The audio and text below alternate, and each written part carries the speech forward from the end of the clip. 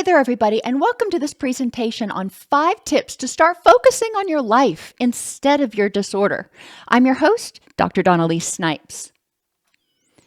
Now, I know your first reaction might be, but aren't we supposed to focus mindfully on making those changes and working on our recovery program? And my answer is a qualified yes.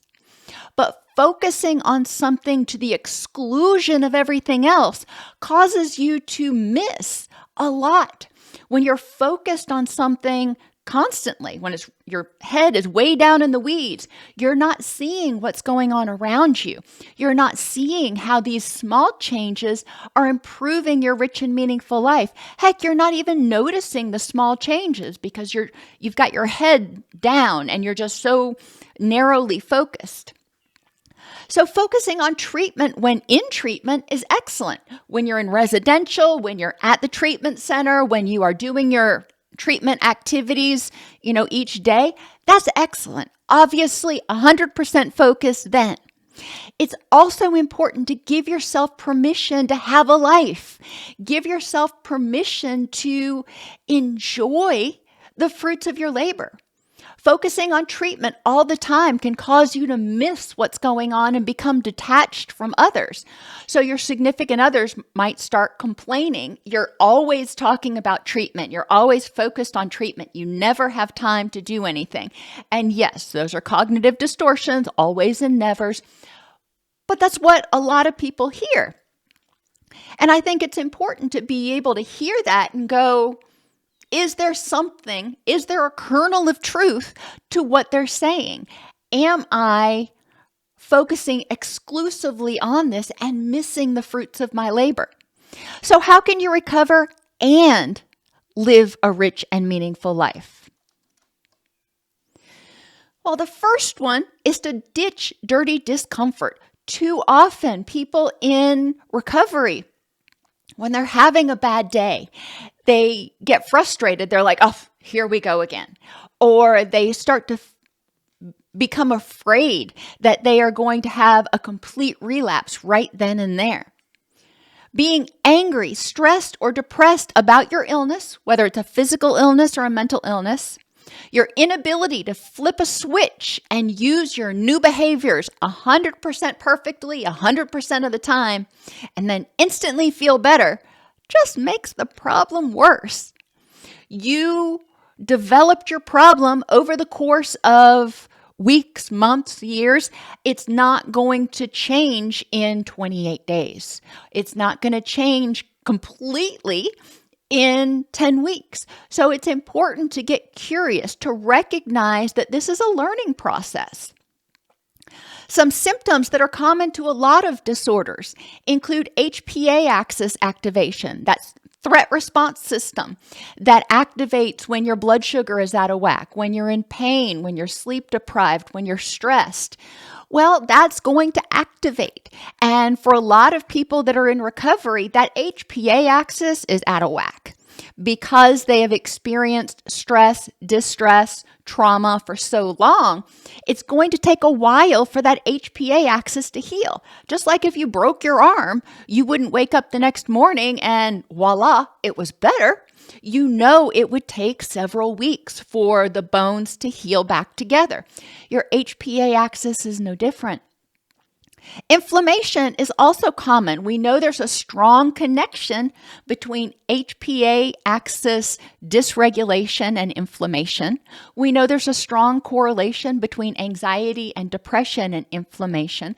So we can, with relative certainty, say the majority of people who are struggling with mental health or autoimmune disorders are going to be also struggling with some level of inflammation. And again, that is not going to go away overnight. That's not going to go away until the underlying issue causing the inflammation, whether it is autoimmune or HPA axis or something else, until that issue is healed. A lot of people, whether it's a chronic physical or mental illness, struggle with being unhappy. And I'm just using that kind of general term: anger, anxiety, depression, guilt, grief, all of those dysphoric or unpleasant emotions. People struggle with that. And yeah, you're probably not going to start treatment and the very next day be happy. Matter of fact, most people in treatment go through a period where they feel a little worse before they start feeling better, because they start addressing all of that stuff. It's kind of like having a wound that was dirty and everything, and you let it heal over without getting all of the dirt out. So it got infected.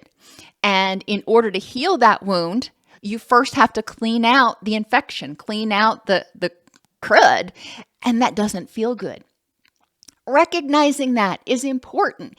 Instead of fighting with it, struggling with that discomfort and getting angry that you're still depressed, or getting anxious that you're not feeling better quick enough, just say, okay, I'm not feeling better today, or I'm angry or depressed today.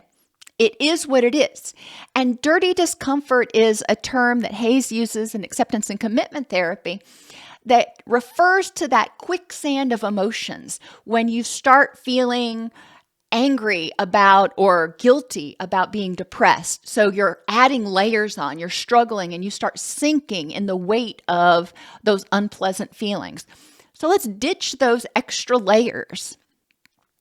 Cognitively, if you're struggling with inflammation, if you're struggling with autoimmune issues, if you're struggling with mental health or addiction issues, you're probably going to have brain fog. And it's not going to clear overnight. Just like a pea soup fog does not clear the minute the sun comes up, this is probably not going to clear overnight. It will get better, but it won't clear overnight. And in relationships, most likely, during your symptomatic period, you may have experienced things like isolation and conflict. Okay. People in your life may still want to be there and support you, but they also may be cautious. They may be protecting themselves. So your relationships aren't automatically going to be all roses. It's going to take some time. Instead of getting angry about it and using all that energy, or instead of feeling guilty about the things that you did and beating yourself up for that, struggling with that dirty discomfort, saying, okay, I made some bad choices. I did some bad things. I'm going to use my energy to move forward. Which takes us to number 2. Get the facts. Sometimes it's hard to see those small steps forward, just like when you're on a diet. Sometimes it's hard to notice if you're losing weight when you're just, if you've lost a half a pound or if you've lost a pound. But one day you put on your clothes and all of a sudden it's like, oh, this fits better. That's a big step. You didn't notice the little steps leading up to that.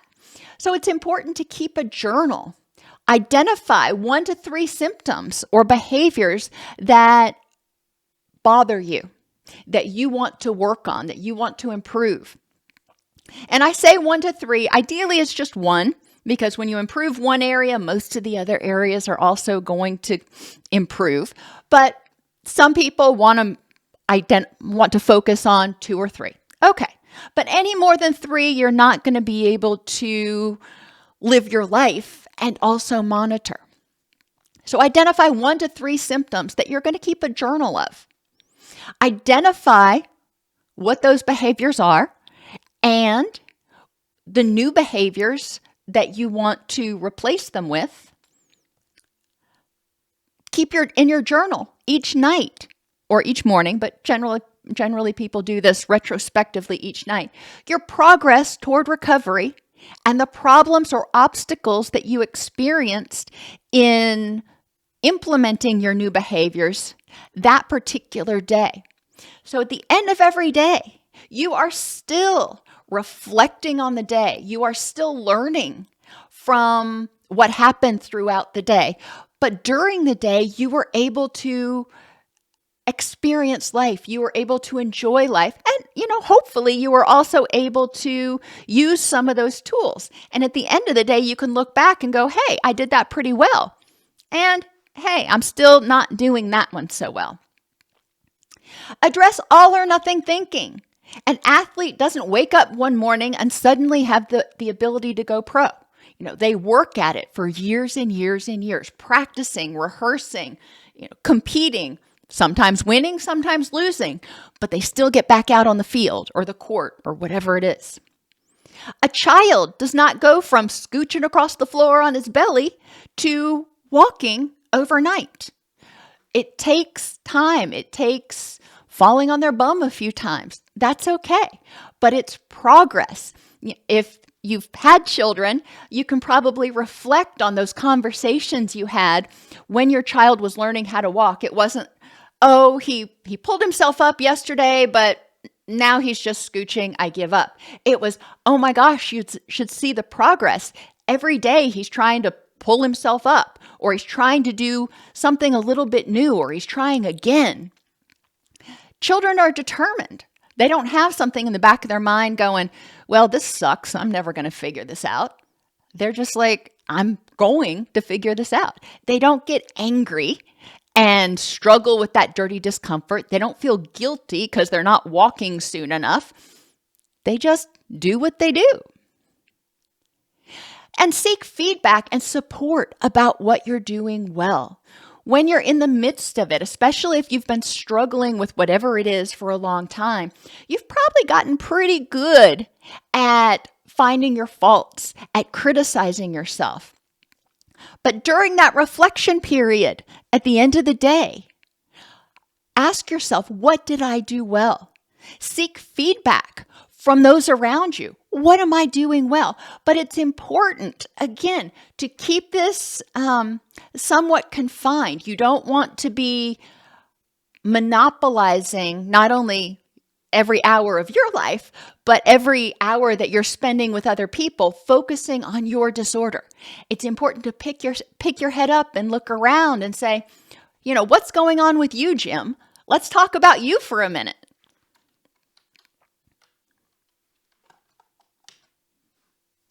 Help us continue to make practical tools available to everybody by supporting the channel. You can donate any amount at DocSnipes.com or on Cash App at DocSnipes.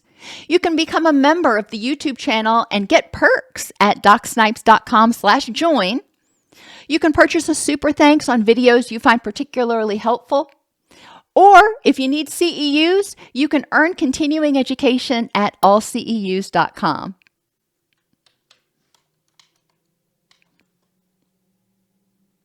Tip number 3, live in the and.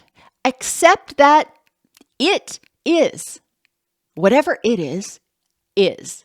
If you're depressed today, you're depressed. It is. It is what it is. Then you can get curious and say, okay, how do I improve the next moment? But I'm not going to get angry about the fact that I feel this way. If you wake up in the morning and you've got brain fog, okay, it is. Now, living in the and means saying, how can I live my rich and meaningful life to the greatest extent possible and have brain fog? There are interventions. There are things that you can do to improve that brain fog or to help you live that rich and meaningful life despite having brain fog. So live in the and. Accept that it is, even though it may be able to be improved. Right now, it sucks. Okay. Pain. You wake up, you're in a lot of pain. All right. Today is not a good pain day. It is what it is. And if you start getting angry about it, that triggers that HPA axis, which actually probably worsens the inflammation and lowers your pain threshold, and that all works against you. So asking yourself, how can I live my rich and meaningful life and have pain? This weekend, I went out into the garden and I was clearing out all the old blackberry bushes and stuff and getting ready for spring planting. And I did something. I don't know what it was. Don't remember doing anything, but I clearly did something to the joint on my middle finger. And Saturday night, I woke up at like 2 a.m. and I was in agony. My finger was swollen up, couldn't move that joint. It was unpleasant. And I got frustrated for a second. I'm like, oh crap, I hurt myself. But then I let it go. I didn't get angry about it. I didn't get angry about the fact that it was keeping me from sleeping. I'm like, okay, what do I do about this? So I got up, I ran some cool water over it for a few minutes, wrapped it up with a little compression, and went back to bed. So I figured out, what can I do for my rich and meaningful life? I know I need to get good sleep. So instead of getting angry, which would keep me awake, and instead of not doing anything, so the pain would keep me awake, I did what I could do. And then I went back to bed. Mental illness, chronic illness, they're the same way. If you're having a flare-up, if you're having a symptomatic moment or a symptomatic day, all right, accept it. And what can you do, given your condition right now, to have the best day possible? It doesn't mean it's going to be an A day, but what can you do to have the best day possible? Tip number 4, and maybe I should have put this one earlier, define your rich and meaningful life. Sometimes you can get so focused to get out of the quicksand of your distress that you lose sight of what you actually need to be happy. And I say need. What do you need in order to be happy? There may be a lot of things that you want out here. I think there are for a lot of us. But what do you need to be happy? And I encourage you to get out, and you need to write it down on separate sheets of paper. Each sheet of paper represents one thing that you need to be happy. People, places, things, experiences. What is it that you need in your life to be happy? So your children, your significant other, your best friend, your house, maybe your pets, places. Maybe you want to be able to go on vacation this summer or regularly or whatever it is. What do you need to be happy in your rich and meaningful life in the moment, as well as in the foreseeable future? You don't want to necessarily look 10, 15, 20 years down the road. That gives you an idea of where you can dedicate some of your energy, of the things that you want to actually look at and reflect on, so you can recognize, hopefully, that in some areas, things are actually going well. And that can help you deal or cope with or endure, whatever word you want to use, the things that aren't going so well, even though they suck. On the front of each page, identify ways to nurture that aspect of your rich and meaningful life. So, for instance, my cat Mojo. Love him to death.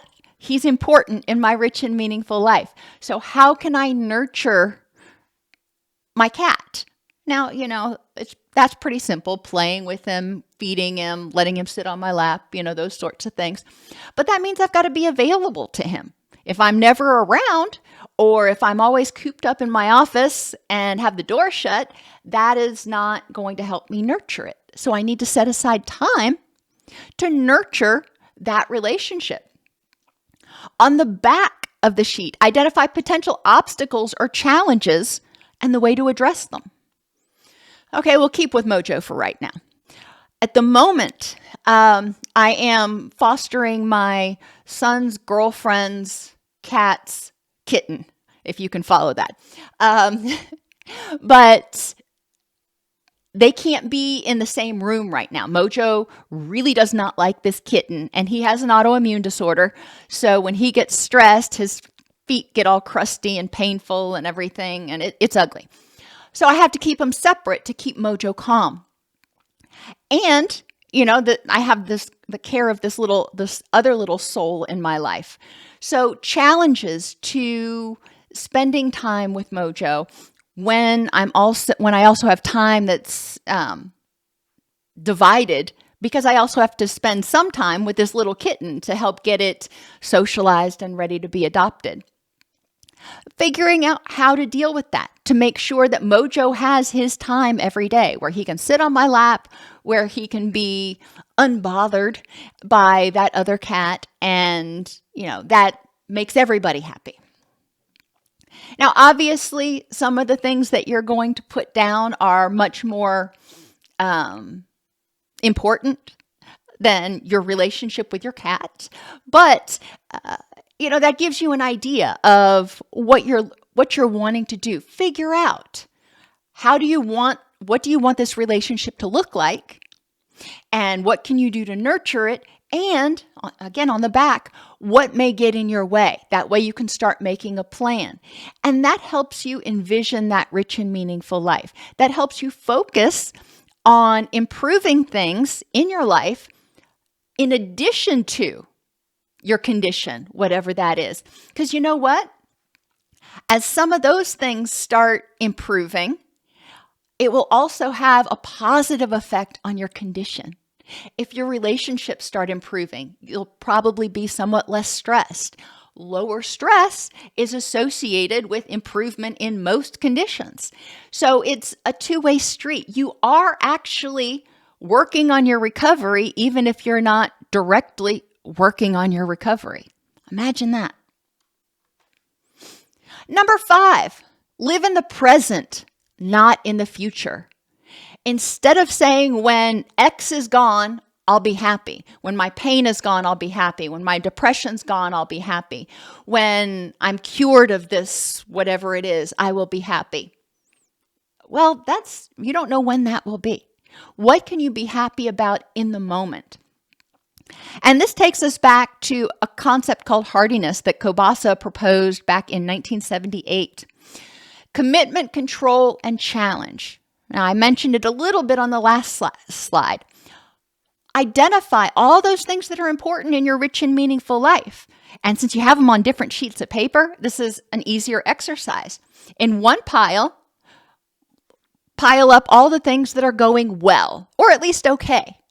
And then the other pile, you can leave the things that are not going so well. But ideally, you're going to be able to see that you've got things in both piles. You've got some things that are going well.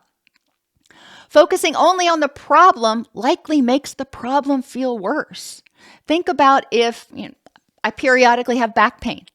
And if I focus on the pain in my back, guess what? I notice the pain in my back. And I tend to tense up and I tend to guard it more, which makes the pain worse. Focusing on the problem, focusing on the discomfort makes you acutely aware of it. So if you're focusing on other things as well, then it's likely to prevent you from making it worse, if you will. So let's take back pain or addiction. Yes, you need to be aware of triggers. You need to protect yourself and be mindful of how you're acting and where you go. When you get up in the morning that you're not going to go to certain places. Okay, I got that. If you have a back problem, in the morning when you get up that you're going to need to put your back brace on, and there are certain movements you're not going to do. However, if you focus on just that all day long, you miss everything else that's going on. Be aware of it. Be mindful and notice other things.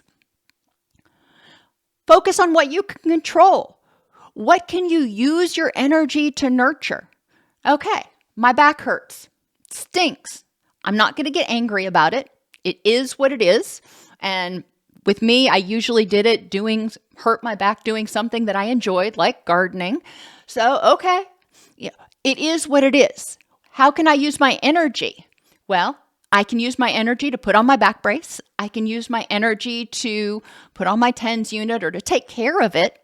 But I can also use my energy to work, to spend time with my animals, to call my kid, to cook, whatever else it is that I want to do. Yes, I may not be able to go to the gym and do squats today, but there are a lot of other things that are important in my rich and meaningful life that I can use my energy for. In addition to, or while I am simultaneously healing from my injury. And view problems in the present as challenges instead of obstacles to your future happiness or barriers to your future happiness. Okay, this problem exists. And we'll stick with back pain. My back hurts, and it keeps me from doing some of the things that I love. And when my back hurts, my husband's very adamant that I'm not outside tilling and, pulling blackberries and whatever else. So that keeps me out of the garden too. And I don't like it. So it's a challenge to see, in my mind, sort of a game, to see how quickly I can recover. How can I do what I need to do in order to start feeling better? How can I, with the rest of the time in the day, use my energy to take care of other things that are important in my rich and meaningful life that aren't hindered by back pain? So it's a challenge, and it encourages me to be more mentally flexible, because I tend to be kind of rigid. If I have something scheduled for the day and I can't do it, I get stuck. And living in the present and using hardiness forces me to be mentally flexible. So I'm saying, okay, well, what can I do? So this is out. Instead of getting angry about it and poochy about it and throwing a temper tantrum and wasting a bunch of energy, is what it is. What can I use my energy for that's useful? And I always have stuff on the list on the refrigerator that I can do. Tip number 6, dedicate time to recovery. I know you're scratching your head going, but I thought you said don't focus on it. Don't focus on it exclusively all day, every day. But focus on it exclusively during your recovery periods. Remember, in other videos, I've said that change is a job. Whether you're changing behaviors or you're recovering from addiction or a stroke or whatever else, it's a job. So you need to dedicate time for that job every single day. While it can be helpful to focus on recovery activities 100% of each day, part of your rich and meaningful life is recovery, or unhelpful to focus on those things. Part of your rich and meaningful life is recovery. So yes, we do need to focus on recovery part of the day. That's part of that pie, part of that rich and meaningful life. Set aside time each day, especially in early recovery, and then as you get further out, maybe each week, but definitely first 6 months or so each day, to focus on your recovery activities, if nothing else, but to reflect on what you did well and what areas still need work. The time that you set aside will generally decrease as your recovery improves, as you learn these new behaviors, as you start practicing them, as your relationships heal, as your body heals, as your thinking and your thoughts become more flexible. You'll generally require less time to dedicate to recovery every day. Now, for some people in recovery, especially from addictions, they continue to go to at least one meeting a day every day. And that's not necessarily harmful. That is their reflection time. If they're sitting in meetings 9 hours a day or 10 hours a day every single day, then they're going to miss their rich and meaningful life. So yes, there is a time to focus on it. And there's also a time to focus on the other things that are supportive of your recovery. Recovery from illness or managing a chronic condition takes a lot of time and energy. The reason for recovery or management of your condition is so you can have a rich and meaningful life, which means part of your rich and meaningful life is recovery or management of your condition. Quality time and energy dedicated to recovery activities is important, and I'm not saying it isn't. And again, in early recovery, depending on the situation, the circumstance, the issue, it may be all day, if you're in residential treatment, for example. But as you recover, you will spend less and less time focused on those recovery activities and more time focusing on dividing your energy to also nurture the other things that are important in your rich and meaningful life.